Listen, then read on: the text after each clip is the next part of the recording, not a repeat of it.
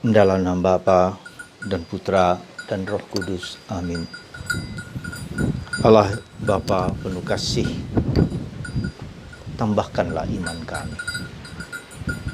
Iman kami begitu kecil, begitu rapuh, begitu tak berdaya menghadapi badai-badai kehidupan. Menghadapi salib yang tak kunjung selesai, menghadapi derita demi derita yang tak terkatakan. Bantu kami ya Bapa, supaya iman kami adalah iman Abraham, supaya iman kami adalah iman para rasul, supaya iman kami adalah iman Bunda Maria. Curahkan rahmat iman ini kepada kami Tuhan, demi Kristus Tuhan dan pengantara kami. Amin. Saudaraku yang terkasih dalam Kristus, iman itu adalah dasar dari segala harapan kita. Dan iman itu adalah bukti dari apa yang tidak kita lihat. Mungkin kata-kata kalimat ini sangat tidak mudah dimengerti. Dasar dari harapan kita. Kita punya harapan apa? Inilah dasarnya. Dan bukti dari apa yang tidak kita lihat.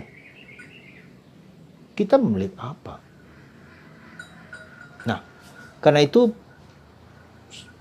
surat Ibrani hari ini yang dibacakan hari ini sungguh luar biasa. Kenapa luar biasa? Karena dijelaskan dengan sangat gamblang. Iman itu seperti apa?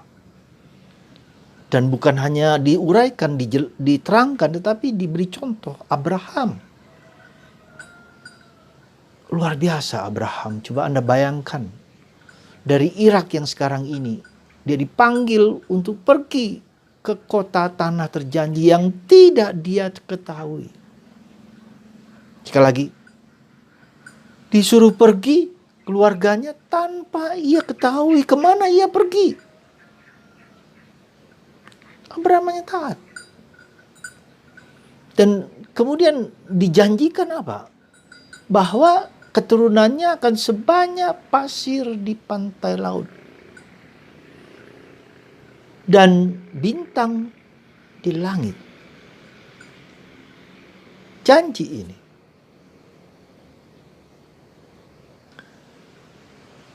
Dan dalam perjalanan itu dia dibimbing oleh Tuhan dalam gagal dan berhasil. Dalam berkali-kali Abraham gagal. Dia berbohong kepada Raja Mesir bahwa Sarah yang cantik itu yang lebih muda daripada Abraham. Dia anggap sebagai saudari supaya jangan dibunuh Abraham dan orang-orangnya. Tuhan tidak berkenan. Demikian juga dengan Raja Abimelek. Abraham mengatakan yang sama. Dia takut, dia tidak mengerti, dia tidak memahami. Nyawanya terancam. Karena istrinya sudah tua, maka Abraham mana mungkin. Ketakutan, keraguan, kecemasan, kegelisahan. Lalu Sarah bilang, ambillah Hagar itu, budakmu itu.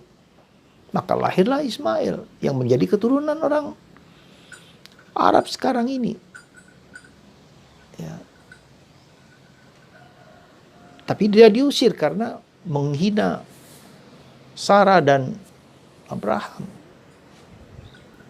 Tapi Allah bilang, dari istrimu yang tua itu. Dan Sarah tertawa.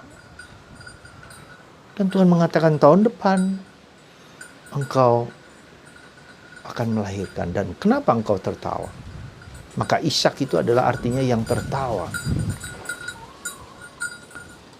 Saudaraku yang terkasih dalam Kristus, dan ketika Ishak sudah lahir, sudah cukup besar, Tuhan bilang korbankan.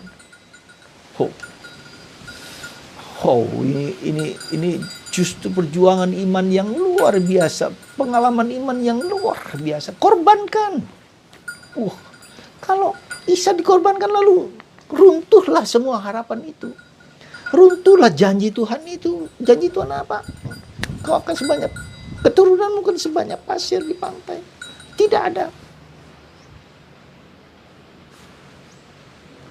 Pengalaman-pengalaman yang lama itu terus. Ya, tetapi Abraham percaya.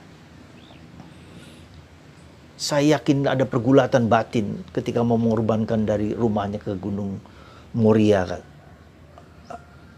Luar biasa terjadi, pecah batinnya. Titik zero, titik nadir paling dasar. Tapi kita tahu apa akibatnya, apa hasilnya. Dan itu terjadi juga dengan para rasul. Ketika ada badai yang besar, sangat besar sekali menghantam perahu mereka. Dan Yesus tidur di buritan perahu itu. Dan para rasul mengatakan, Yesus, engkau tidak peduli, kami binasa.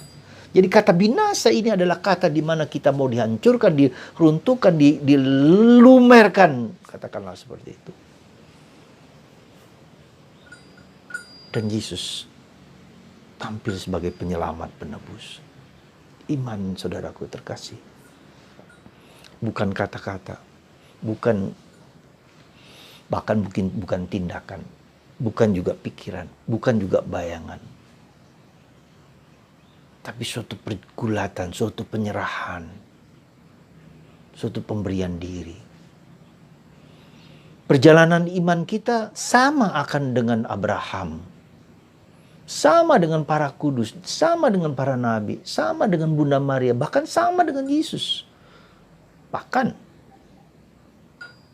tentu ada perbedaan karakter, sifat dan seterusnya. Tapi harus titik yang sama, harus direndahkan, harus mengalami salib, harus mengalami kematian, harus mengalami penderitaan, harus mengalami semua itu harus kita alami. Gak bisa kita tolak.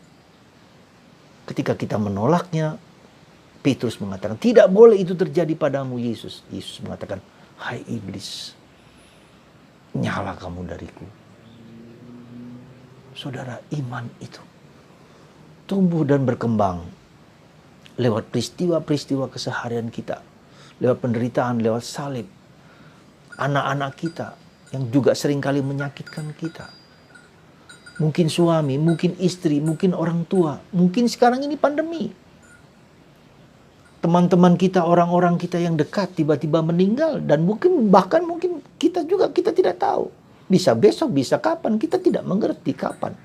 Musuh ini begitu tersembunyi sehingga terkena pada orang tanpa gejala. Tiba-tiba meninggal.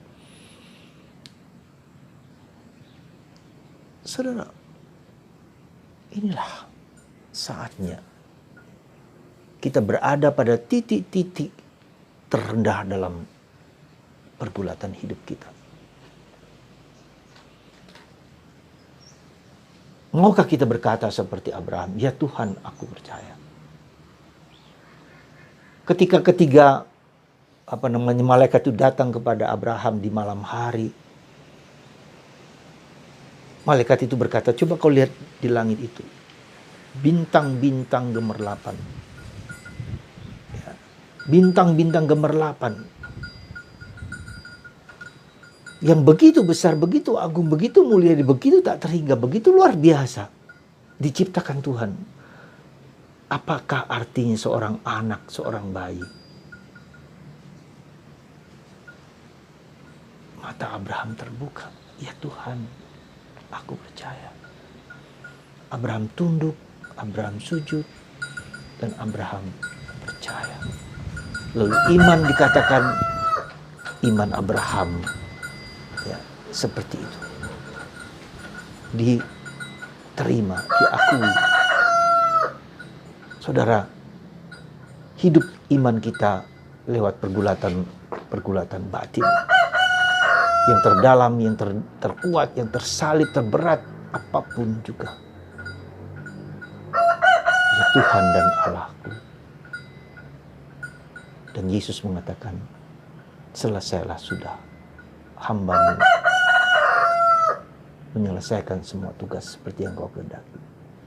Saudaraku, hari ini kita belajar bagaimana beriman, bagaimana percaya kepada Tuhan, bagaimana kita yakin, bagaimana kita menyerahkan hidup kita. Semoga pengalaman para rasul yang kena badai itu, kita mengalami kuasa Allah. Kita lagi mengalami kuasa Allah dalam hidup kita. Seperti Abraham yang punya iman yang jatuh dan bangun, digodok, ya, seperti Dewa Ruci, ya, dimasukkan dalam gua candra di muka, ya, sampai menemukan, ya, rahasia kehidupan. Dan rahasia kehidupan itu adalah Roh Kudus.